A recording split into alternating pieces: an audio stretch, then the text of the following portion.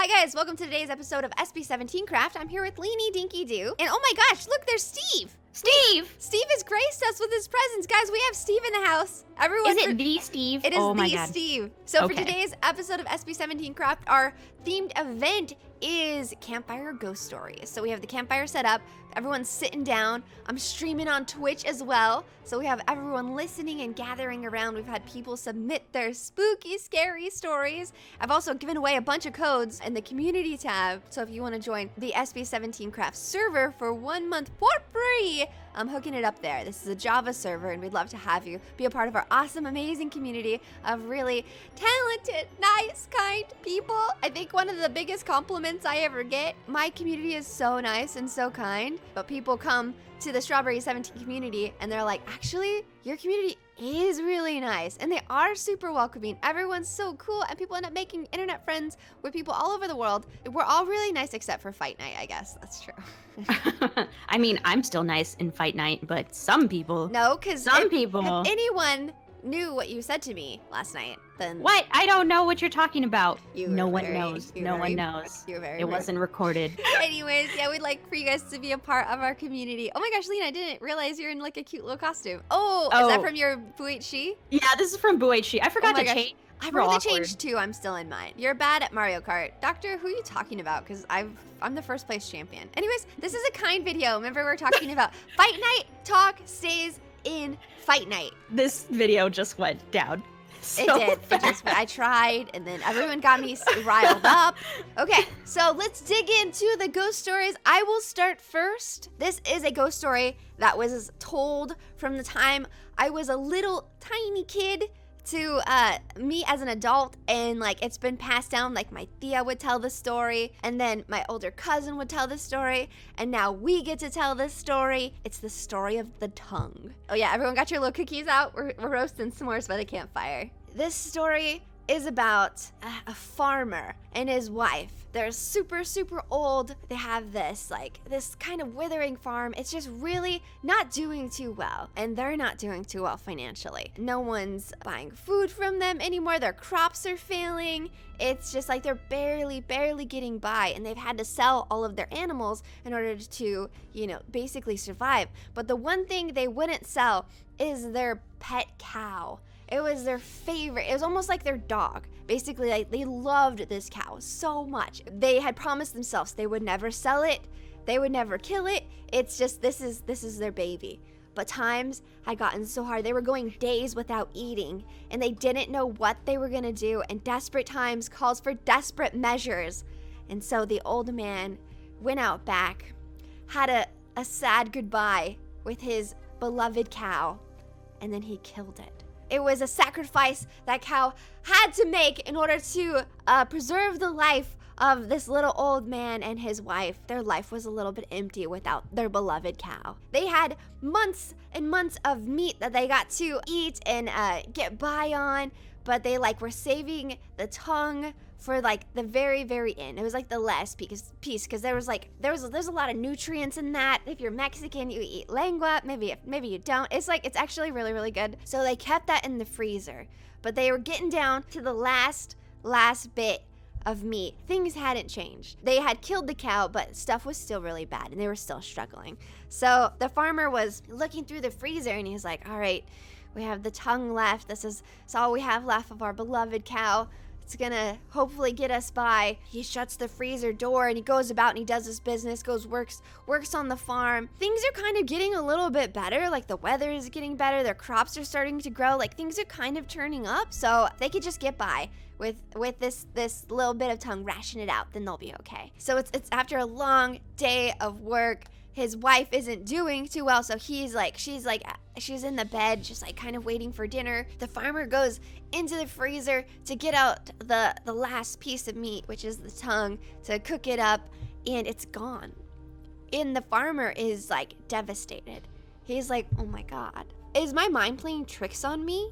Have I gotten to the point where I am just so old that I am forgetting what happened? Where did this go? He goes into the room and he asks his wife, did you did you do anything with this? Like, where could it possibly be? And she's just like, it was in there. I don't know what happened to it. So sadly, they go to bed hungry, so hungry that night. Oh my God. And like, he probably wouldn't have worked that hard, you know, if he had known that he wasn't gonna have a meal to get him over. So they're old, they're feeling like, you know, a little bit crushed, so they go to bed sad and hungry. Later on that night, as they're fast asleep, in the hallway, you start to hear this sound. And it's not like a creak or a crack, it's like a... Oh my God. And it's starting to get closer and closer. And these people are old, so they're sleeping. And they can't hear a freaking thing. So this noise starts to get closer and closer to the door. And then all of a sudden, you hear a like really loud pounding on the door. The old man wakes up from his sleep. The old woman wakes up and they're like, oh my God, is someone broke into our house? The old man's like, he's running around trying to get his rifle to prepare himself for whatever thing might be out there. He opens up the door, ready to fire, and nothing is there. He's all sturdy and he's scared and he's like, what's going on? I don't know what to do. This someone break into my house? Am I losing my mind? What is going on? So he starts searching throughout the house. And as he goes into the kitchen and rounds about the living room, he hears the noise. He tells his wife to shut the bedroom door, lock it, because he doesn't know where it's coming from and something is inside the house. He hears a bunch of things fall off of a bookshelf and he's like, oh my God. He shoots his gun over to the bookshelf and lets it go. And everything like fires everywhere, but nothing is hit because he still hears the noise. And he's like, who are you? What is it? What's in here? At this point, he's so terrified. He doesn't know if it's the hunger pains or if he's losing his mind. There's one thing he's certain of. Something is in the house, and he knows it's trying to kill him. Before he can ready himself, he turns around and he sees this piece of tongue, the tongue that he was going to eat for dinner, on the floor. And for a second, he's like, how did that get there?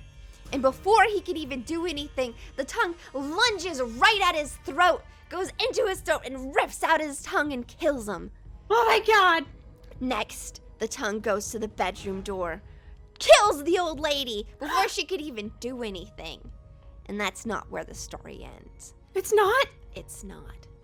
That little tongue went from house to house, massacring all the neighbors and killing everyone in sight to get its sweet, sweet revenge. And some say it still lives. And around this time of the story, someone would come out from like the shadows or behind a curtain and scare everyone. But we don't have that to scare everybody, so that is the end of my story. Oh my God. Snaps. That was great. Oh, that's creepy. That is the ghost story of the tongue. All right, Lena, who's next? Are you gonna tell a story? I'm gonna tell someone's story. All right, let's hear it. This story was submitted by Gerdit, actually. I don't see Gerdit on right now. All right, then you can't read it. I don't think that's good. No, just kidding. Let's hear Gerdit's spooky, scary story. There once was a girl named Megan. Oh. She was one of the sweetest girls in the universe, but there was something off about her. Her friends tried everything to fix this problem, but each one of them came out harmed. Megan's deepest, darkest secret was that she was possessed by a demon named Bertha. What? Bertha always strived to be the best video gamer out there. Every Friday at around 6 p.m. on the Strawberry 17 Plays Twitch channel, Megan would play Mario Kart with her friends. But every single time, Bertha would take over Megan's soul and make her friends feel like doo-doo. By the end of the stream, Megan would make her fans angry. So they replied by saying stuff like, "Ban me! Ban us all! Heck you!" When the stream and the day ended, Megan would go to sleep knowing that she only had Bertha. The end. Oh my gosh, you guys are horrible. Grit is lucky he is not here. Oh, we're ban him. Oh, that was fun. That was a good story. That was a pretty good story. Oh my gosh. That was a pretty good story. All right, let's see. Who is in the Discord is ready and wants to tell their ghost story? I believe Sadie has a story. Hi, Hi. Hello. how are you today? I'm spooked out from Are you? the story You're about good to be- Bertha the demon. Really? Birth of the Yeah. Demon is the one that spooked you out, not my story. Yes, because it has a foundation in truth, and so. Oh my you god, know, you guys are so rude. Sadie, you have a ghost story to tell? It's not a ghost story, but it's a spooky story. Is this like based off of real life? No. Okay, good. I Okay, hate alright, the alright. real life stories. All right, you got this, Sadie. I stepped out into the dark of night. Filling my lungs with crisp autumn air, I smelled the familiar odor of smoke. Campfire smoke. Oak wood. A soft burning filled my nostrils, and I emerged from my home. This will be number 17. I licked my lips, my chapped lips in anticipation. Oh, my lips are chapped. I walked through the forest at a leisurely pace. My fingers itched, and my stomach ached from lack of sustenance. Or too much burritos. Bro. I'm sorry. Stop it. Let her I'm sorry. finish. She's I'm in the sorry. mood. You've She's been in the doing really mood. well tonight. I know. I'm sorry. I had to. Okay. Sorry. Number 17 would satisfy me. I wondered what they looked like. What color hair, what color eyes. I'd been starved of my craving for too long.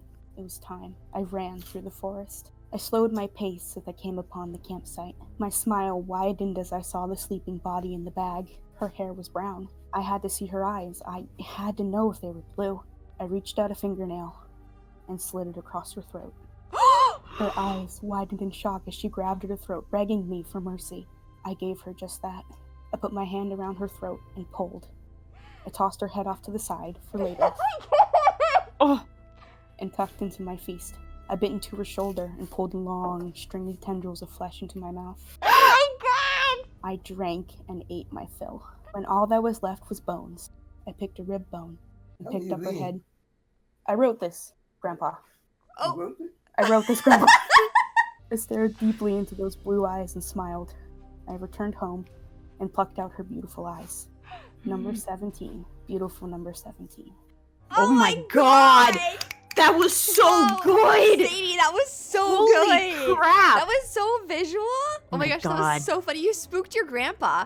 Alyssa, Yes, are you ready? I am ready. Megan, I'm scared. Hold my hand. It's very scary. Oh god, I'm not ready. I just want to say thank you to my strawberry faction for helping me write this. Oh. Topic request by Megan. Oh. Oh.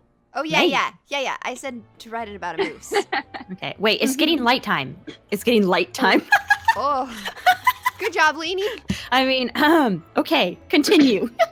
Jacques was a typical Canadian. He had a pet polar bear and spent his winters collecting sap to make maple syrup. But this winter was different. Every day he went to collect the sap, he felt like he was being watched and would feel a warmth on his neck, almost like someone was breathing behind him.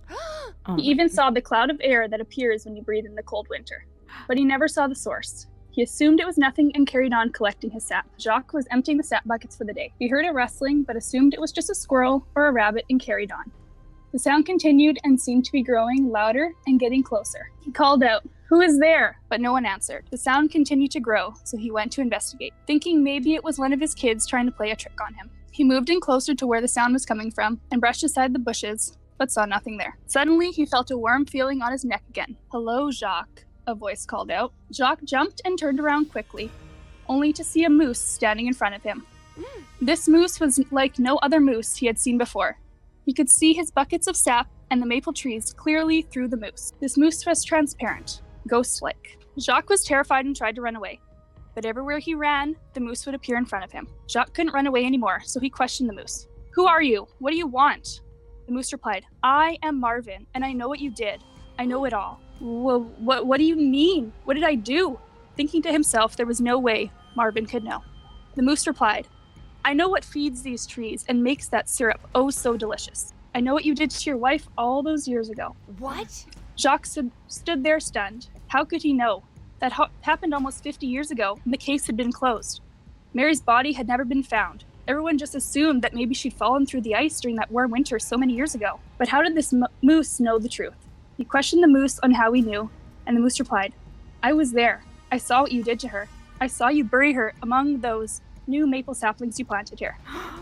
Jacques yelled, You know nothing. You're just a stupid ghost moose. Leave me alone. Oh, but I do. I know it all, and you will get what you deserve. Jacques screamed and ran away, but heard the footsteps of the moose gaining on him quickly. Please don't. I'll do anything you want. Just leave me alone. The moose laughed. I don't want anything other than for you to die, and I plan on seeing that through. Oh my gosh. The forest grew loud with the sounds of footsteps, Jacques' screams and bones crunching, and then it fell silent. The only sounds left were the dragging of a body and the drip, drip, drip of the sap. Oh my gosh, that's so creepy. What the heck? Alyssa, I'm gonna have nightmares of the demon moose now. Snaps. Demon moose. Snaps. Oh my gosh. Snaps for the demon moose. That was really good. That was pretty good. Thank you. All right, next person. I can tell mine. All right, ladies and gentlemen, Leany Deaky Doo is ready to tell a ghost story. An original piece. So, as you know, I wasn't super prepared for this. I didn't get a chance to write a ghost story or anything. So instead, I'm just gonna tell you guys my own personal experience with ghosts. Something. I don't know if it was a ghost, Proof is so big. spirit. Megan, shut up and listen to my story. Okay. Anyways, this was a while ago. I was still young. I was 10 or so. I had my own room and I had a loft bed because all the cool kids had loft beds, right? Dude, that's really cool. That was loft cool. bed until I moved out to LA. So I had my loft bed with my Scooby-Doo bed sheets. I had a cat. She was really wild. At nighttime, she would go crazy. She would run into my room and she would actually run up my ladder, be able to run up the ladder and hop onto my bed. This one particular night already started off a little weird. I didn't feel too well. I had a bit of a headache. I don't know what it was. I just felt a little off. I go to sleep. In the middle of the night, I hear a loud bang. And then I feel my... Megan, I swear to God. Sorry. I heard a loud bang. I didn't just hear it. I actually felt the bed shake. So, of course, I wake up and I'm like, oh my gosh, it's midnight. What is this? It's probably my psycho cat. I sit up in bed, but she's not on the bed. I look down to the floor to see where she is. No sign of her. I just decide, oh, maybe it was a nightmare. So I lay back down, start to fall asleep again, and then boom! I hear it again. And this time the shaking was much more violent. And I sit up in bed, scared out of my mind. Finally, I decide to just hide under my blankets for the rest of the night. Safe. Of course, because monsters can't get you when you're hiding underneath your blankets, right? They can't see you. What's so freaky about this is that in the morning, I wake up, climb down my bed, go to my door, and realize that it's been shut the entire night. There was no way my cat could have gotten into my room at all. So to this day, I have no idea what made those sounds and what shook my bed. And it wasn't farts. So shut up, Megan! Snaps. Little did she know she had a giant bean and cheese burrito that night. Good job, Lena. Right, cool. Welcome. We're so excited to hear your ghost story. Yeah. Hey! Go ahead and get on up there. So this actually happened to me. It's quite scary. No, I hate real life stories. My butt will be clenched. So, I was probably 10. I don't really remember the age. I think it was 10. And I had my 2 friends over and my brother. We were outside in my backyard. We decided, hey, let's build a tent out of a sheet on our clothes line. And so we did that. We're like, oh man, we really should play tag because, tag was the thing back then. And so we're playing tag and the sheet was the safety area. So I was really tired and so I went into the sheet. I look and the sheet is very thin so you can see through it. And so I'm looking through it and I see this lady in what looked to be dressed all in white. She had a basket. She was looking at my flowers because I had a flower garden. I was like, what is an old lady doing at my house? So I look out of the sheet to go and see if she needs help or, anything like that. She wasn't there. She legit was not there. What? And come to find out, we had a next door neighbor. Her name was, no lie, Mrs. Peacock. And she died in the house next door to us. I don't know what she looks like, but I'm pretty sure that was her. Oh my Legit. god. No. Not legit. No. Not legit. It's too scary. Please. That was a little scary. That was a little too scary because that was like real life. I don't like that. I'm Real life scared. scary I'm is sorry. so scary. Yes. Yours Good was job, real Mariah. life. Yours was real life too, though. I mean, true, but it was probably just a fart from the burrito, so it's not really that scary. All right. Thank you, Mariah. That was Yeah. good. Okay, so this is from Styx the Demon King. It was a day like any other. The love of my life had gone to work. I had been cleaning up. I had to make a call to the store about their return policy, but first I wanted to check up on my husband. Hello, ma'am. Where can I direct your call? The operator said. 0717 Queens Road, I replied. I'll put you through, the operator said. We'll get her when the time is right, a man said. Hello? Hello? Is anyone there? I exclaimed. A train passes by at 12:34. What should I bring to get the job done? Another man said. A dagger would be good, but make it look like a robbery. Got that, Edgar? The first man said. Yes, I'll disguise as a delivery man, Edgar said slyly. The phone was hung up. How unspeakable! How unforgivable! Who would hire someone to kill a person?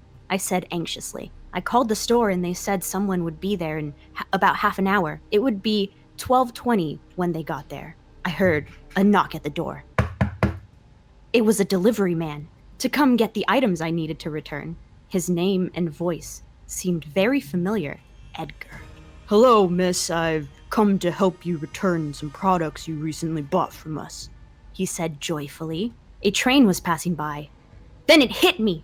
It was me who was about to be murdered. By the time I had realized it, it had been too late. I was struck in the stomach by a knife and died. The end. Snaps. Snaps. That was great. Snaps for Styx. Wow, that was a really good telling of the story. Like, you did a thank really you. good job. Animal Girl 29. I kind of like want you to read it. Lena's like theater major really comes out when she's my like God. having to perform. I'm having so much fun. This is really fun. This is really cool, actually. I'm like so into this. The fact that a lot of people made these stories. Is I know, so people good. wrote this. I know. It's so cool. I think Yeah. you could read this one really good. My favorite thing is like hearing Lena retell a story. I won't even watch stuff because she'll retell it so much better. This story is by War's wife. One night, I was walking home, maybe a little too late. It was going on 2 a.m. The wind was howling like a wolf in my ear. I was constantly looking over my shoulder. I couldn't help but have that feeling, the feeling I was being watched. I started a slow walk away from the party. Soon I walked faster and faster until I was sprinting home. Why do I have to live behind a dark alleyway, looking back every now and then? Wait, what? What's that? I swear I just saw eyes. Floating eyes. It's just my mind playing tricks, I thought. Why tonight of all nights does my house feel so far away? I ran as fast as I could until I tripped on a rock and fell flat on my face. If that ain't me, though. I know, relatable. Relatable. But then, when I got up and brushed myself off, I saw a shadow with spiny, pointy fingers and dark, glowing eyes. The red stared deep into my soul. I blinked, and it was just my own shadow. Just me, in my coat and shorts, with my flip-flops and my beanie, just ordinary me. Yeah, that's it, just my own shadow.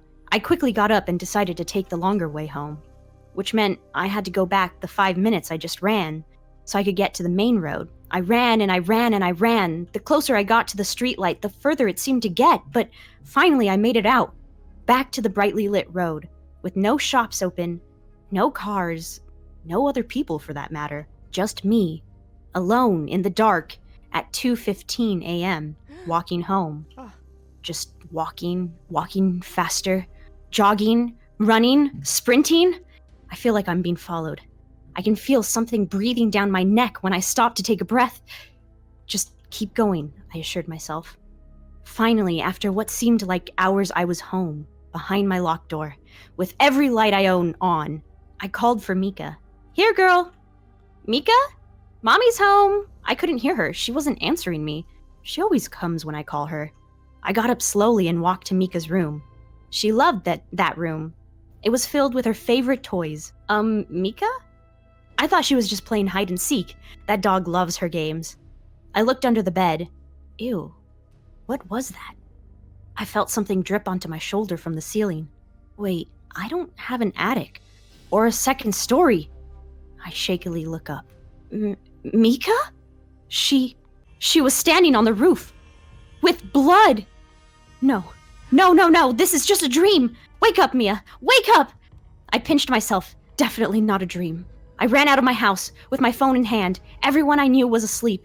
The shops were all closed, no one nearby. A gust of wind knocked me off my feet. When I got up, every house on my street was my house. Every last one of them. Okay, maybe I'm hallucinating. Please say it's not real. Just then, I heard a voice. A shrieking, piercing voice.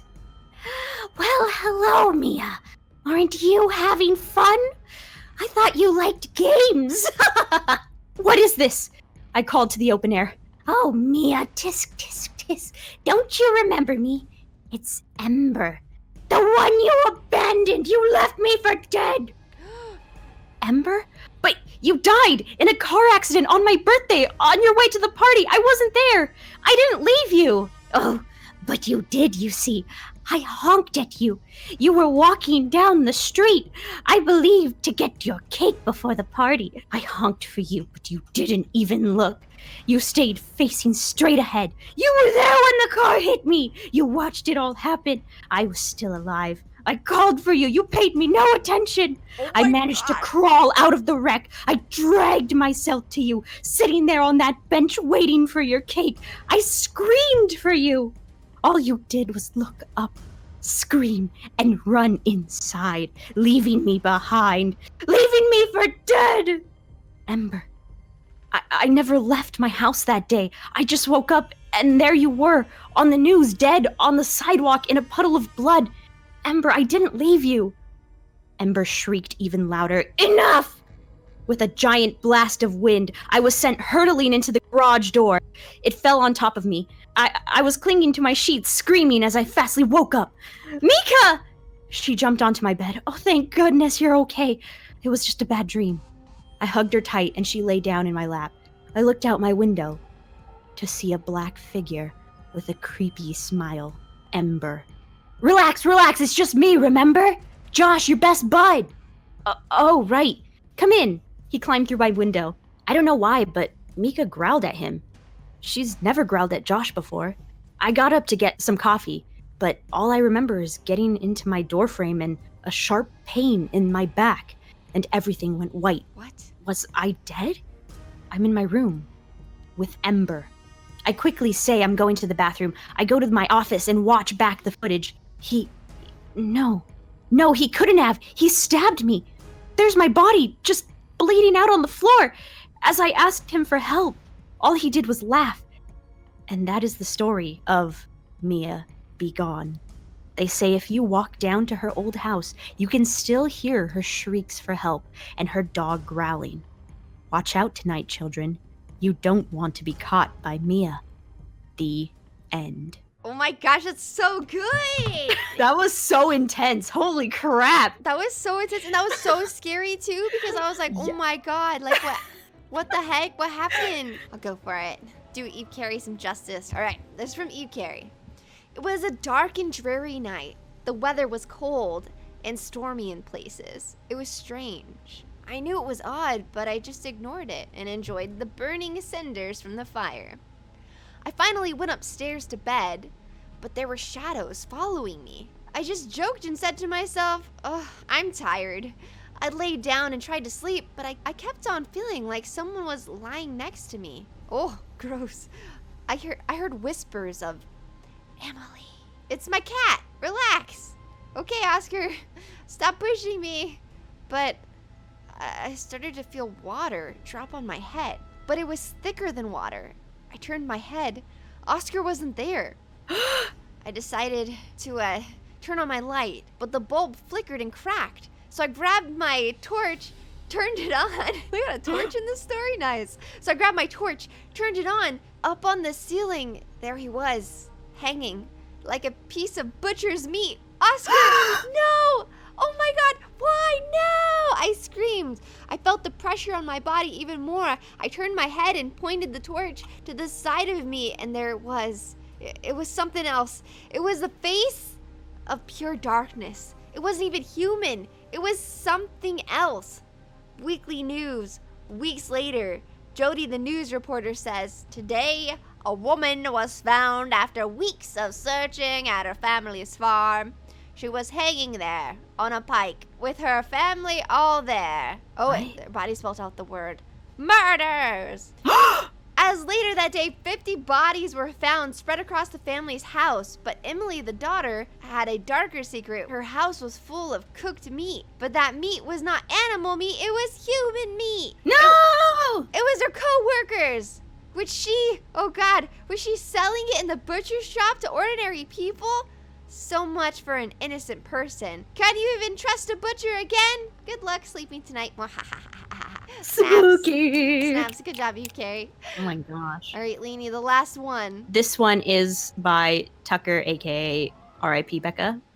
Oh, I just pooped out a block. Oops. Oh, Lena, can you hold I'm it so together? sorry. I'm sorry. Okay, the most horrifying, scary story of all time. You better hold on to your socks or they just might fall off.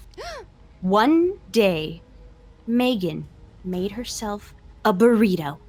And when she was ready to eat her very delicious burrito, she heard a noise that spooked her so much, it made her drop the little burrito. It fell onto the floor. The end. First of all, I would never drop my burrito. Yeah. Snap. Snap.